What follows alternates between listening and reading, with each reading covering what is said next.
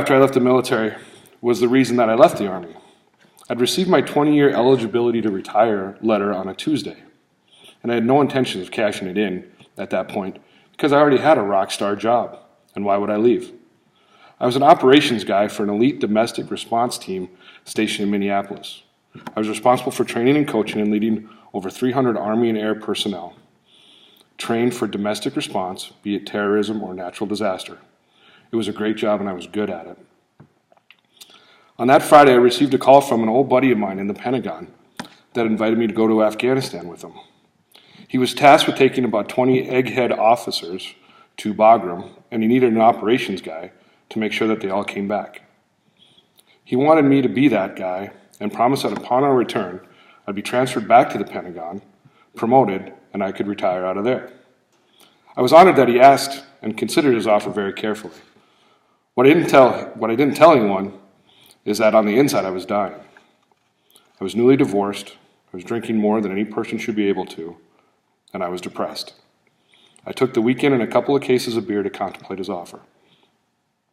I was going to accept because I was convinced that it would be a one-way ticket for me. I was not going to return. I would either die a hero or become a war junkie contractor until I finally did die. And I was okay with this, as I really had nothing to live for in my eyes. And who better than me to die for his country? At least I would die for something instead of eating my own bullet in a shitty northeast Minneapolis apartment. On the day that I was to respond to my friend about his offer, I received another call from an old drill sergeant buddy of mine. I hadn't talked to him in years. He asked if I was about ready to retire, and I was shocked that he knew that. And I said, yeah, I just got my letter last week. As we continued to talk, he stated that, by the way, this was a job interview. And so I was shocked, and I said, well, what do you do now? He had retired and become a construction operations vice president for a company that helped build wind farms. I told him I didn't know shit about wind farms, and I could probably blow one up faster than I could build one. His response may have saved my life. He said, I don't need a guy that knows about wind farms. He said, I need a guy that I can trust, someone I can trust, and I can send on a project and I know it'll get done. Someone with honor and integrity that I can tell what to do and move on as I know it'll get done. I wasn't sure at the time, and he invited me to come to Charlotte, North Carolina for a visit, a beer, and a steak. I explained I had this other offer going up with Afghanistan, but he insisted. I put my Pentagon buddy on standby and flew to Charlotte.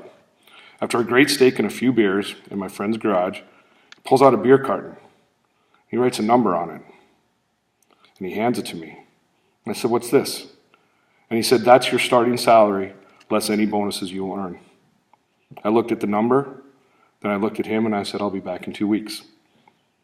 I flew home the next day, called my Pentagon friend, and wished him luck on his trip. I dropped my retirement letter, much to the surprise of my unit and my command, and moved to Charlotte. I didn't realize how cool my last job in the Army was, as there was 27 people that applied for my position. I started my new job in November and realized civilian life was going to be much more difficult than I had expected. In the Army, we were taught teamwork and leadership. It was common in the Army that if we succeeded, we all succeeded. But if we failed, I failed as a leader.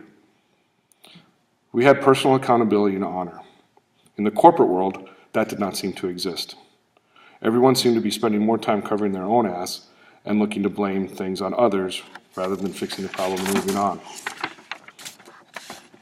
I remember asking my dad if I was doing the right thing and that I was afraid I might fail. He was supportive of my transition, but gave me a cautionary word of advice. He said, son, you've never failed at anything you've ever done. My fear is that you will succeed and you won't know how to handle it. And he was right. I was making more money than I'd ever had in my whole life, and I was never more lonely. I was traveling around the country as a construction expediter for the company and did not have a permanent mailing address for almost 2 years. Everything I owned fit in my truck and a small storage unit in North Carolina. My depression had become enhanced by my overuse of alcohol and my geographical separation. I had no real anchor to this world and was spiraling out of control, much like my dad had feared. What saved me again was an invitation of honor and brotherhood. My father invited me back to North Dakota. as he was struggling with his own demons. He had just retired and was lost, searching for a new identity, and he was not transitioning well.